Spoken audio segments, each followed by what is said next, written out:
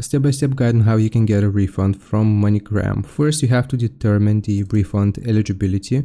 You can usually get a refund if the money hasn't been picked up yet, if there was a cancellation or error, or you sent it to a scammer. You may need to file a report.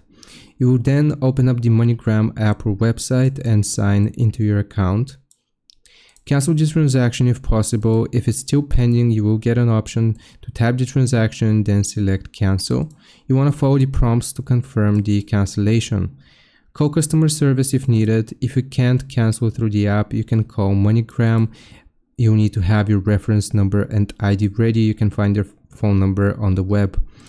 Submit a refund request. If the money was not picked up, ask for a full refund.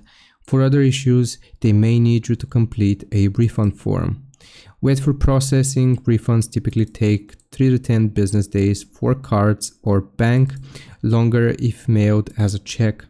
Watch out for scams. If you were scammed, report it to MoneyGram, FTC, or the local authorities. Check the refund status. You want to use the app, website, or call again to check on your refund. I hope this helps you out. Leave a like and sub, and I'll see you next time.